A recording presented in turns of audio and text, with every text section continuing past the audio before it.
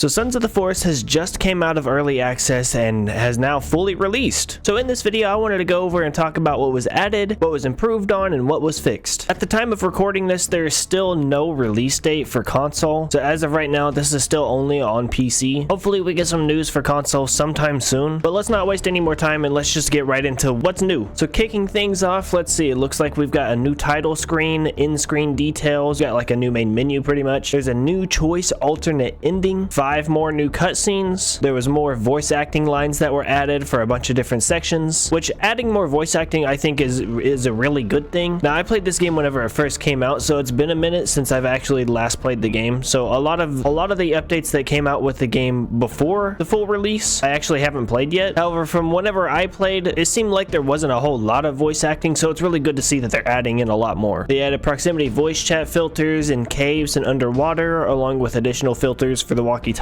which from whenever I played, I don't believe there was any filters for voice chat in the caves and underwater areas, but I do know that the walkie-talkies, it sounded like someone was talking through a walkie-talkie, so that's probably just like improved on. They added a creative mode with a new creative inventory and the ability to skip build animations. This unlocks once players have completed the game story, so that's pretty cool. So like if you wanted to go into creative mode and just kind of build around and build something really cool, you can do that now. You don't have to go around like farming resources and stuff like that. You can just build however you want to. They added raccoons and gave the ability for squirrels and raccoons to climb trees, which I think adding more just passive wildlife like raccoons and squirrels is a really good thing. I believe squirrels have been in the game the entire time, but adding in more stuff like that, like I know there's moose, deer, things like that, but adding in more of that just passive wildlife definitely helps increase the immersion for the game. Added 2 new mutants, Legsy and Holy. Added a new stronger puffy variation called Spotty. Added a higher tier gold armor level for cannibals. They added a new sickness system tied to drinking unclean water or eating bad food. Drinking clean water or eating meds will cure this sickness. That's a really good change because I noticed whenever I was playing the game that drinking dirty water or burnt food didn't really have any kind of consequences. It just didn't fill you up as much, which with the water, just get a couple more drinks and then you're fine. So it seems like there's actually like a counter to that now. Many new story item pickups were added and most story item pickups were reworked, along with new in-world decorative notes and magazines. So it sounds like they've kind of expanded upon the story. They've renamed the glider to foldable glider and it can now be hotkeyed and stashed to your inventory. That's such a huge benefit because I remember whenever I was originally playing the game, you would find the glider and you simply just couldn't hardly ever take it anywhere. Like you couldn't use it. You couldn't stash it into your inventory. You would use it once and then like you just had to leave it on the ground. So the fact that it's now something that can be put into your inventory is such a great change. Golf carts now come equipped with radio decks and a GPS screen, which it sounds like that you can now drive golf carts. I don't know if this has been in the game for a bit now or not, but whenever I played, you couldn't. Let me guys know if golf carts have been something that you can drive in the game for a while now or not. Added new world details, more paths, partially dug tunnels by excavators, new camps, 14 new mini caves and cellars, and many other environment tweaks and updates. So it sounds like they've added just a ton of different stuff to the map itself now. Revised the Hell Cave door opening, which will now require additional steps to open, which for those of you who don't know, the Hell Cave is the final cave in the game. And before getting into this cave, it just seemed a little too easy, honestly. Like all you had to do was just have some gold armor and then you could get in. Added an NPC Timmy to the Hell Cave, which that's kind of interesting because I know throughout a lot of the game, I believe we only saw Timmy once throughout the entirety of the game in one cutscene. So being able to see him more, this is really good. Added 2 final artifact pieces and final artifact can now be crafted. I'm not entirely sure what this is in reference to. I don't really know much of anything about the artifact pieces or the final artifact itself. I'm assuming this is something that was added previously in the game and it's just being expanded upon. Helicopters will now take off and leave from bases around the map and may occasionally hover over player structures to check on them. That sounds really cool, but also like terrifying at the same time. Just imagine like a helicopter just showing up to your base and just like stalking you, pretty much being stalked by a helicopter. So far it seems like they've done a lot of things to help improve the immersion on the game, which is a really great thing because it felt like the game was lacking a lot of this. Added dying tactical soldiers with red flares that can be seen from a distance to help direct players towards locations. Okay, so there's new like points of interests. Added new findable dead tactical and worker dudes with GPS locators that appear when nearby, helping direct players towards more interesting locations. Okay, so just more points of interest. They added campfire smoke plumes to cannibal villages that can be seen from a distance and will go out if there are no cannibals there to tend to the fire. So that could be like a good indicator to let you know if like a cannibal village has been abandoned it or not. That's a pretty cool addition. They added various details to the snowy mountains, outdoor solo fight areas that attract lightning, snowmobile versions of carts, and small radar dishes. So this just sounds like there's like a few new structures on top of snowy mountains, and then also like,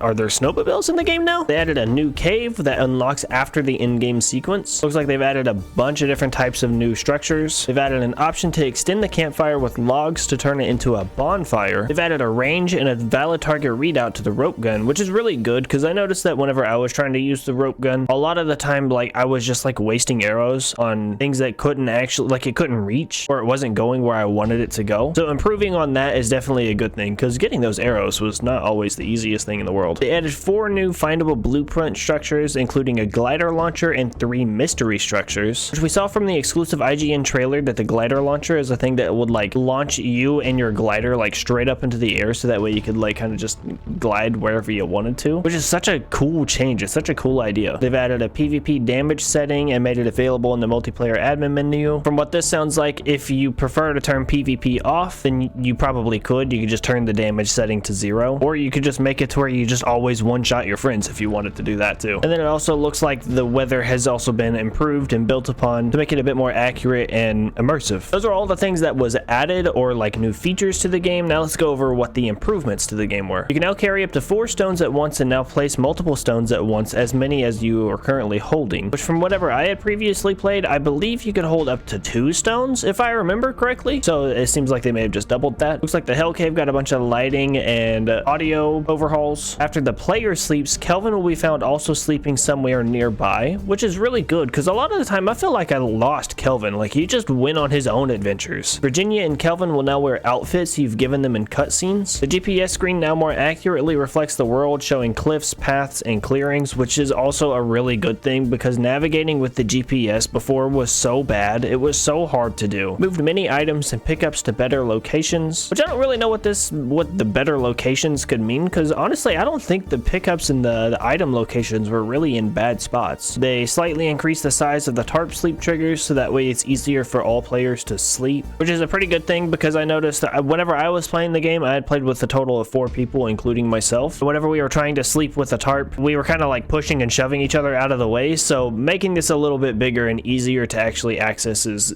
definitely appreciated. They've added a snow remover to the golf cart plow, which sounds like that you could just, you know, put a plow on the front of a golf cart and move a bunch of snow out of the way. Maybe it like actually now just completely gets rid of the snow that you move rather than like just creating like an indentation in the ground. Again, I don't really know how the golf carts work because I never actually played with them. I don't think they were something that you could drive in the game whenever I played. The fly swatter and bone maker traps can now be moved after placed, which is a really good thing because that was something that was kind of annoying with the traps, is once you place them down you couldn't really move them. Players can now trade bones, which I don't really know what it's referring to with trade. Was that in a previous update? I actually don't remember trading with anyone. All bunkers were relit and additional details were added in some of them. You can now grow mushrooms, twin berries, and snowberries in the planters. Large female cannibals now have full body taunts and short yell animations. Apparently they fixed some areas in Cave D, which I'm not sure which cave that is, where players were getting stuck. They've added more golf carts to the golf course. Golf carts and hang gliders now appear on the GPS screen when nearby. Virginia's beacon locations now save, and they've added many more locations for her to take you to, which I'm actually really excited to see how this has been improved, because before she would just like, you know, kind of like wave you down a little bit and then take like 10 steps off in a random direction and then give you some berries or something, or point at like just a random box that you had already seen. Apparently now the flashlight and shotgun no longer respawn upon loading if you already have them in your inventory. Solar panels cannot be placed anymore in occluded areas such as like underground cellars, so like you actually have to place them outside where they can actually see the sun. When a structure is dismantled, it can now spawn a bundle of items, so it sounds like now whenever you dismantle something you actually will, like, you know, get your items back. It's not just wasted resources. Here they're just talking about a bunch of technical improvements, audio fixes, quality of life adjustments, things like that. They've added some new drawings and notes as world details, and honestly everything else is just a bunch of like quality of life improvements, fixes, technical improvements, graphical updates, things like that. Not really worth mentioning each and every single one because there's a lot of them. There's been a ton of new balance changes throughout just the entirety of the game. You guys can go ahead and pause and read if you want to. And then there's also been a bunch of audio adjustments and improvements throughout also the entirety of the game. Again, you can pause it to read it if you want to. Overall, this sounds like a very good update. It sounds like they've fixed and changed a lot and added a lot too with the full release of the game. Hopefully sometime soon we can get a release date for consoles, but unfortunately as of right now Sons of the Forest is still only only on PC. But I'm interested to know, are you guys excited for the Sons of the Forest full release? Were you surprised by some of these updates and additions to the game? Or is it kind of underwhelming? Were you expecting more? And if you're new to the channel and you'd like to see more gaming updates across any and every kind of game, make sure to subscribe so that way you never miss a video.